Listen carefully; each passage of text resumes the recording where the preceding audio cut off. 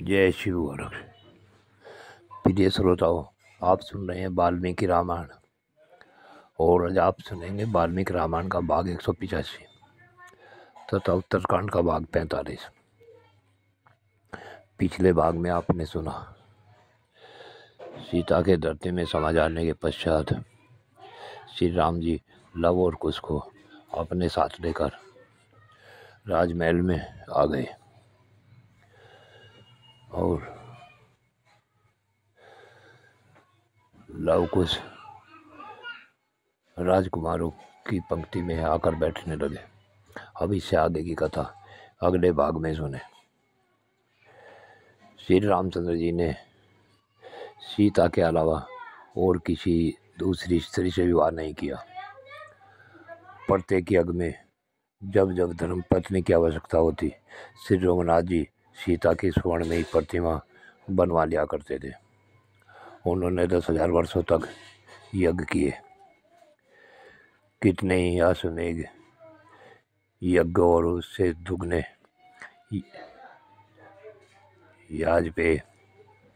वाजपेयी यज्ञों का अनुष्ठान किया, जिसमें असंख्य स्वर्ण मुद्राओं की दक्षिणाएं दी गई थी। इस प्रकार राज करते हुए महात्मा भगवान श्री राम जी का बहुत बड़ा समय धर्म पालन के प्रयत्न में बीता। इसके बाद दीर्घकाल व्यतीत होने पर पुत्र पौत्रों से घिरी हुई परम यशस्विनी श्री राम माता कौशल्या काल धर्म यानी मृत्यु को प्राप्त हुई। सुमित्रा और यशस्विनी की कई ने भी उन्हीं के पथ का अनुसरण किया। ये सभी रानियां जीवन काल में नाना प्रकार के धर्म का अनुष्ठान करके अंत में साकेत धाम को प्राप्त हुई और बड़ी प्रसन्नता के साथ वहाँ पर दशरथ से मिले। उन महाभागा रानियों को सब धर्मों का पूरा फल प्राप्त हुआ। श्री रघुनाथ जी समय समय पर अपनी सभी माताओं के निमित्त बिना किसी भेदभाव के तपस्वी ब्राह्मणों को बड़े बड़े दान दिया करते थे। धर्मात्मा श्री राम श्राद्ध में उपयोगी उत्तम वस्तुएं ब्राह्मणों को देते तथा पितरों और देवताओं को संतुष्ट करने के लिए बड़े बड़े दुस्तर यज्ञों यानी पिंडात्मक पितृ यज्ञों का अनुष्ठान किया करते थे। इस प्रकार यज्ञों के द्वारा सर्वथा विविध धर्मों का पालन करते हुए श्री रघुनाथ जी के कई हजार वर्ष सुखपूर्वक बीत गए। कुछ समय के पश्चात के देश के राजा युधाजित ने अपने पुरोहित अमित तेजस्वी महर्षि गार्ग को, जो अंगिरा के पुत्र थे, महात्मा रघुनाथ जी के पास भेजा।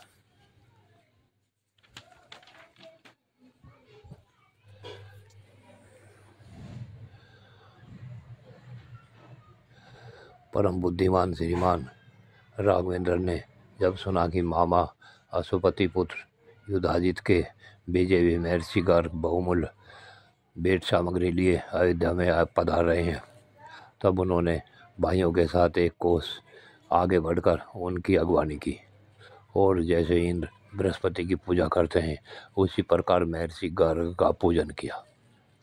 इस प्रकार महर्षि का आदर सत्कार करके उस धन को ग्रहण करने के पश्चात उन्होंने उनका तथा मामा के घर का सारा कुशल समाचार पूछा।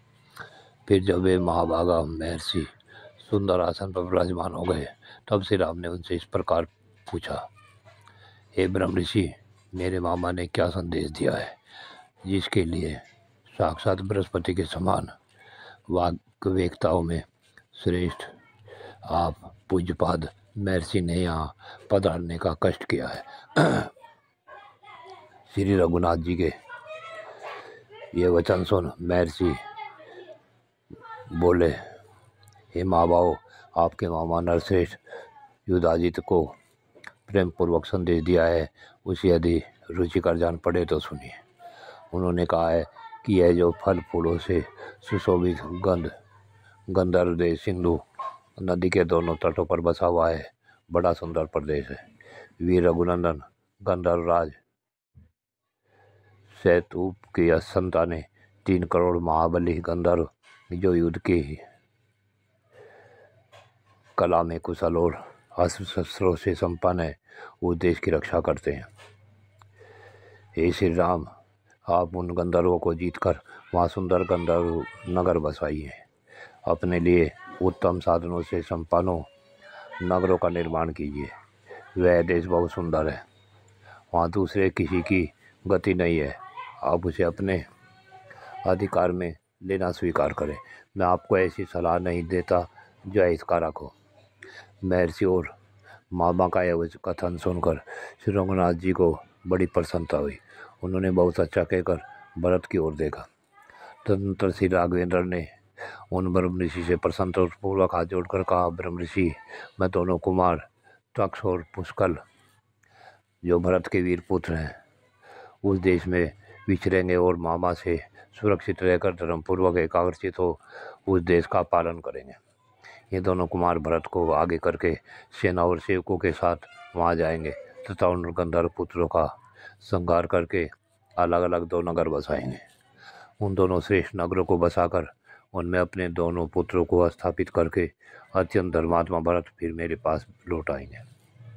ब्रह्म ऋषि से ऐसा कहकर रामचंद्र जी ने भरत को वहाँ सेना के साथ जाने की आज्ञा दी और दोनों कुमारों का पहले ही राज्याभिषेक कर दिया। तत्पश्चात सोम नक्षत्र मृगशिरा में अंगिरा के पुत्र महर्षि गार्गी को आगे करके सेना और कुमारों के साथ भरत ने यात्रा की।